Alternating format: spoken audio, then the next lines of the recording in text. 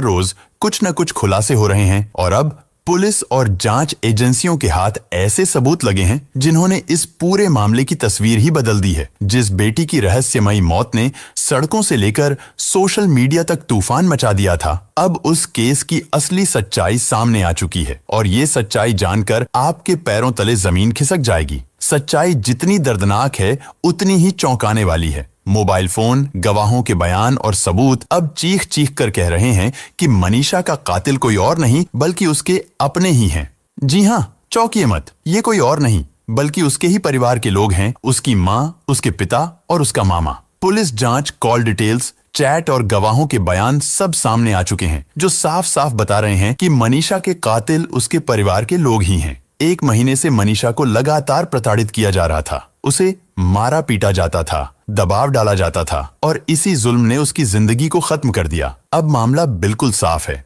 बहुत जल्द तीनों सलाखों के पीछे होंगे और मनीषा को इंसाफ मिलेगा। ये कोई अफवाह या झूठी कहानी नहीं है बल्कि सच है। सोशल मीडिया की सबसे बड़ी सच्चाई यही है कि लोग भेड़ बकरी की तरह झुंड में एक दिशा में भागते हैं। किसी को असलियत से कोई मतलब नहीं होता, लोग वही मान लेते हैं जो वायरल हो रहा होता है, लेकिन सच्चाई उससे कोसों दूर होती है। अगर आप सच में मनीषा को न्याय दिलाना चाहते हैं तो इस वीडियो को ध्यान से और पूरा देखें। मेरा मकसद मनीषा को बदनाम करना बिल्कुल भी नहीं है, मैंने भी उसके लिए लगातार आवाज उठाई है, लेकिन अब मेरा उद्देश्य ये है कि आपके सामने असली सच पहुंचे। अगर आप सच में मनीषा के साथ खड़े हैं, अगर आप सच में चाहते हैं कि उसे इंसाफ मिले, तो इस वीडियो को पूरा देखें, फिर कमेंट में अपना ओपिनियन दें। आधा अधूरा वीडियो देखकर निगेटिव कमेंट करने वाले इस वीडियो से दूर रहें। मनीषा के गायब होने के बाद मीडिया को उसके पिता ने बताया था कि मनीषा 11 अगस्त को नर्सिंग कॉलेज जाने वाली थी, लेकिन अचानक गायब हो गई। इसके बाद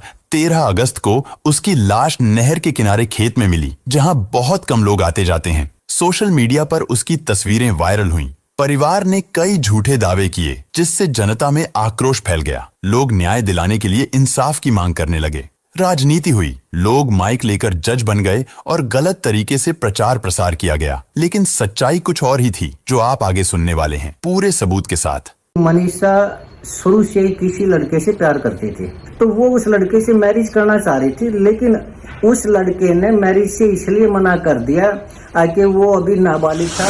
प्रेम प्रसंग का मामला। अच्छा, ये बात घर पे मालूम हो गई थी मनीषा के?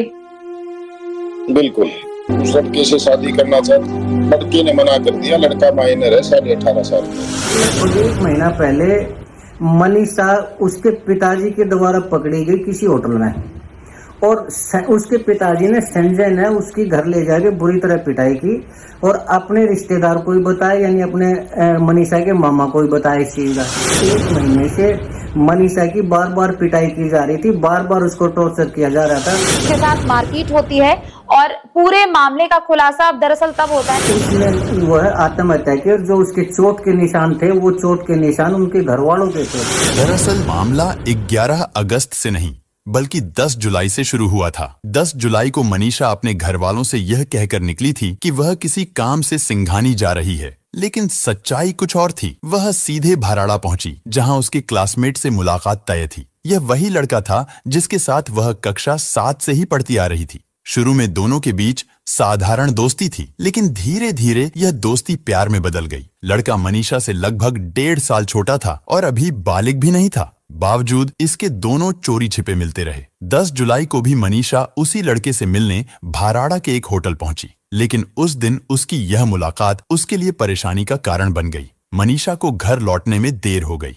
पिता उसे लेने निकले और देखा कि वह सिंघानी की बजाय भाराड़ा की ओर से लौट रही है। पिता को शक हुआ और उन्होंने सवाल किया, तुम तो सिंघानी गई थी, फिर इस तरफ से क्यों आ रही हो? मनीषा सकपका गई। पिता को लगा कि बेटी ने कोई बात छुपाई है। घर पहुंचने के बाद पिता ने लगातार पूछताछ की, दबाव डाला। पहले तो मनीषा कुछ नहीं बोली, लेकिन जब पिता ने गुस्से में मारपीट की तब उसने थोड़ा बहुत बताया। पूरा खुलासा तब हुआ जब घर वालों ने मनीषा की चाचा की लड़की को बुलाया। दरअसल मनीषा और उसकी चचेरी बहन के रिश्ते हाल ही में बिगड़ गए थे। इसकी वजह भी वही लड़का था। बताया जाता है कि मनीषा की चाचा की लड़की ने भी उस लड़के से कई बार बातचीत की थी। ये बात मनीषा जान गई थी। इसी वजह से दोनों के बीच जलन और अविश्वास पनप गया था। चचेरी बहन ने जब घर वालों को बताया कि मनीषा का उस लड़के से प्रेम प्रसंग चल रहा है तो सब कुछ साफ हो गया। पिता ने उसी समय मनीषा का फोन छीन लिया। पासवर्ड चाचा की लड़की को मालूम था। जैसे ही फोन अनलॉक हुआ, परिवार के सामने मनीषा और उस लड़के की चैट्स और कॉल्स का पूरा सच खुल गया। परिवार को पता चला कि लड़का कौन है, कहाँ रहता है। लड़का मनीषा की ही बिरादरी का था। 10 जुलाई की रात घर में काफी हंगामा हुआ। मनीषा को पिता ने कड़े शब्दों में समझाया कि अब से वह उस लड़के से कोई संबंध नहीं रखेगी। दरअसल जब मनीषा के माता पिता को उसके प्रेम संबंध की बात पता चली तो उन्होंने इस मामले को गंभीरता से लिया। परिवार को सबसे बड़ा डर समाज का था। लोग क्या कहेंगे, यही सोच उन्हें अंदर ही अंदर खाए जा रही थी। इस राज को छिपाना मुश्किल हो रहा था, इसलिए उन्होंने मनीषा के मामा को बुलाया। लगभग 1 महीना पहले मनीषा उसके पिताजी के द्वारा पकड़ी गई किसी होटल में, और उसके पिताजी ने संजय ने उसकी घर ले जाके बुरी तरह पिटाई की और अपने रिश्तेदार को ही बताया, यानी अपने मनीषा के मामा को ही बताया इस चीज का। 11 जुलाई को मामा अपनी कार से ढाणी लक्ष्मण पहुंचते हैं। वहां परिवार और मनीषा के बीच इस मुद्दे पर लंबी बातचीत होती है। मामा ने सीधे सवाल किया, कौन लड़का है, कैसे जानती हो उसे, ये सब कब से चल रहा है?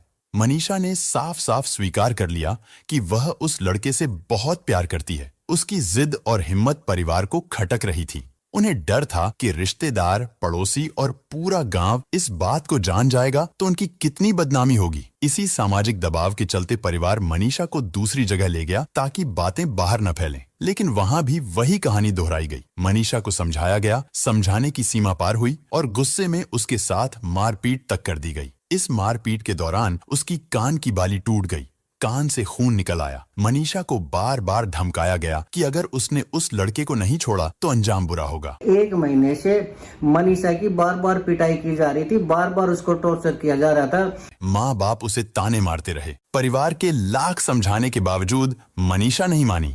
पिछले 5 सालों से वह उस लड़के से गहराई से प्यार करती थी, इसीलिए उसे भूल पाना उसके लिए बिल्कुल आसान नहीं था। जब जब परिवार वालों को भनक लगती कि मनीषा उस लड़के से बात की है या उससे मिली है, तब तब उसके पिता बेरहमी से उसे मारते थे। मामा भी उसकी पिटाई करते थे और उसकी माँ भी मारती थी। लगातार होने वाले इस मानसिक और शारीरिक अत्याचार ने मनीषा को अंदर से पूरी तरह तोड़ दिया था। मनीषा ने फैसला कर लिया था कि वह उस लड़के के साथ भाग जाएगी। घर वालों के जानने के बाद मनीषा उस पर शादी का दबाव बनाने लगी। लड़के ने साफ मना कर दिया। उसका कहना था कि वह अभी नाबालिग है, बालिग होने से पहले शादी मुमकिन ही नहीं। यही बात मनीषा को नागवार गुजरी। जो मनीषा पिछले कई सालों से उस लड़के से प्यार करती थी, वही मनीषा अब लड़के से शादी को लेकर लड़ने लगी। मनीषा चाहती थी कि लड़का उसके साथ खड़ा रहे, उससे शादी करे, लेकिन लड़का दूरी बनाने लगा। मनीषा को लगने लगा कि लड़का उसे नजरअंदाज कर रहा है। कई बार उसने लड़के से शिकायत की कि अब उसका व्यवहार बदल गया है, और फिर यही तनाव धीरे धीरे इतना बढ़ गया कि यह रिश्ता एक दर्दनाक मोड़ पर आ पहुंचा। मनीषा बहुत परेशान थी क्योंकि जिससे वह प्यार करती थी वही लड़का उसका साथ नहीं दे रहा था। 10 अगस्त को रात 9 बजे से लेकर 2 बजे तक मनीषा ने उस लड़के से व्हाट्सएप चैट पर बातचीत की। ये बातचीत रुक रुक कर नहीं बल्कि लगातार थी। मानो उस रात मनीषा का पूरा ध्यान सिर्फ उसी लड़के पर केंद्रित था। लेकिन इन चैट्स में कोई रोमांटिक या सामान्य बातें नहीं थीं, बल्कि बार बार तनाव और झगड़े की बातें थीं। मनीषा ने उस लड़के से रोते हुए कहा, मेरे परिवार वाले मुझे रोज मारते पीटते हैं और अब तुम भी मुझसे दूरी बना रहे हो। मैंने तुम्हारे लिए पूरे परिवार से लड़ाई कर ली। उन्हें साफ कह दिया कि मैं तुम्हें कभी नहीं छोड़ पाऊंगी। अगर तुम भी मेरी बात नहीं मानोगे तो मैं जिंदा नहीं रह पाऊंगी, मैं अपनी जान दे दूंगी। लेकिन लड़का फिर भी नहीं माना। उसने कहा, मैं नाबालिग हूँ, मेरे घर वाले भी कभी शादी के लिए राजी नहीं होंगे। मैं तुमसे प्यार करता हूँ लेकिन अभी कुछ नहीं कर सकता। जब मैं बालिग हो जाऊंगा तब 2 साल बाद तुमसे शादी करूंगा, और अगर अभी मैं तुम्हारे साथ भाग गया तो मेरे ऊपर केस हो जाएगा। लेकिन मनीषा इतना इंतजार करने वाली नहीं थी। वह अपने घर वालों की रोज रोज की मारपीट से परेशान हो चुकी थी, इसलिए अब वह उस घर में और रहना नहीं चाहती थी। लड़का किसी भी हाल में मानने को तैयार नहीं था। यही असहमति धीरे धीरे झगड़े में बदल गई। लड़का बार बार पीछे हटने की कोशिश कर रहा था, जबकि मनीषा और ज्यादा भावुक होकर उसे मनाने की कोशिश कर रही थी। पुलिस का कहना है कि ये चैट्स उनके पास सुरक्षित हैं। मनीषा इतनी फ्रस्ट्रेटेड हो चुकी थी, उसने पहले ही प्लानिंग कर ली थी कि या तो वो मेरे साथ कहीं भाग चलेगा या मैरिज कर लेगा, नहीं तो मैं जहर खा के आत्महत्या कर लूंगी। क्यों? क्योंकि 1 महीने के टॉर्चर से बहुत परेशान हो चुकी थी। 10 अगस्त की रात बातचीत के बाद अगले ही दिन सुबह यानी 11 अगस्त को मनीषा अपने घर वालों से कहती है कि वह नर्सिंग कॉलेज जाएगी, फॉर्म भरने और एडमिशन के सिलसिले में बातें करने। रोज की तरह वह पहले अपने प्ले स्कूल पहुंची, जहां वह पढ़ाने का काम करती थी। सामान्य दिनों में मनीषा 1:30 बजे स्कूल से निकलकर नर्सिंग कॉलेज की बस से घर जाती थी, लेकिन 11 अगस्त को मनीषा ठीक 1:58 पर स्कूल से निकली। वह उसी नर्सिंग कॉलेज की बस से आती जाती थी जिसमें एडमिशन कराने का बहाना बनाकर वह घर से निकली थी, लेकिन उस दिन मनीषा बस से नहीं गई।